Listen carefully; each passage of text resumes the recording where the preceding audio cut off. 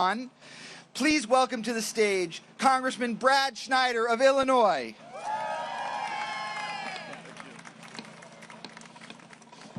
Good afternoon.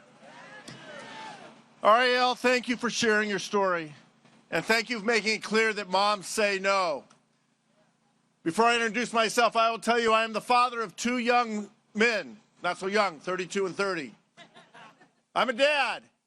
Dads say no. Why are we out here? To simply say no to cuts that are going to hurt families, hurt women, hurt children, hurt our nation.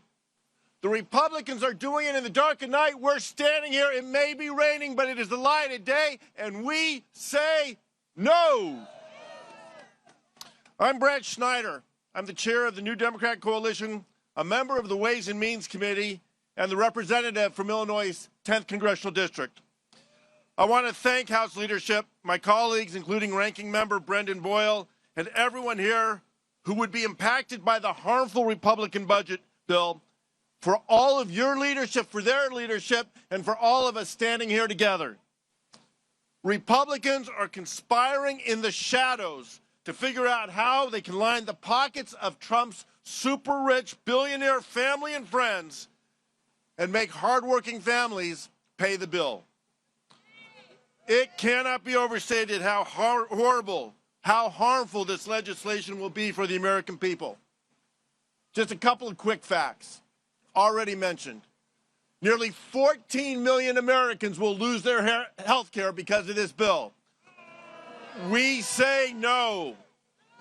Millions of children, many as young as 7, will lose their food and go hungry because of this bill. We say no.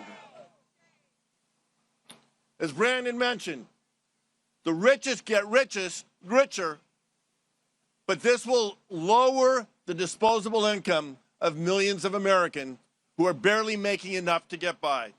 It makes life more expensive for the poorest Americans, and it makes tax cuts permanent for the richest people in the world. Republicans are calling this their big, beautiful bill, but it is nothing more than a big, awful deal for American families. Last night, the nonpartisan, this is not a partisan issue, the nonpartisan Congressional Budget Office confirmed one more thing, as has already been mentioned.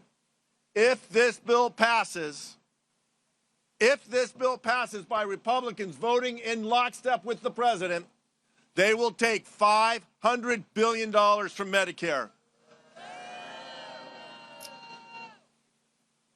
This bill will also push the national debt, sitting at $36 trillion today. It will add $5 trillion to debt, which is why Moody Analytics on Friday lowered the credit rating of the United States of America, raising interest costs, raising the cost of living for hardworking families. Nothing shows the clear difference between Democrats and Republican priorities like this bill.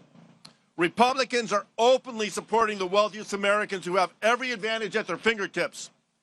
They're supporting the wealthy Americans and turning their backs on hardworking families. Elon Musk over the single mom working 3 jobs to get by. Elon Musk over the child born with a life-altering disability. Elon Musk over seniors who rely on Medicare to pay for their health care. Elon Musk over moms like Ariel, or Elon Musk over my friend like Tanya. We are not going to let them go without health care. We're not going to let their kids go without food. Republicans don't have to do this. We don't need all the Republicans, just a handful to join us. As chair of the New Democrat Coalition, I know our members are willing to work across the aisle to deliver common sense solutions to the challenge pressing our country today. We would have welcomed the opportunity to work with the Republicans on a bill that strengthens our economy and opens opportunities for all Americans. But that's not what the Republicans are doing. Instead, they're pursuing the most partisan path imaginable to put the top 0.001% of people ahead of Americans who voted them for one thing. The election in November was about lowering prices and making it easier to make ends meet. The Republicans have done nothing to bring down the cost of living, and now are taking action to make the cost of living harder. It's not too late for them to do the right thing. We just need a few. We know what this courage looked like. Think back to Senator John McCain just a few years ago, who famously put his thumbs down out of the attempt to repeal the Affordable Care Act. We can ask if there's any Republicans who will show that courage today or tomorrow or the next day. I'm challenging my Republican colleagues to once and for all stand up, do the right thing, and reject this bill. It's the right thing for the country. It's the right thing for our people. The American people will thank them. It is now. Thank you very much. I would change the order. Thank you, Congressman. Thank you, Congressman.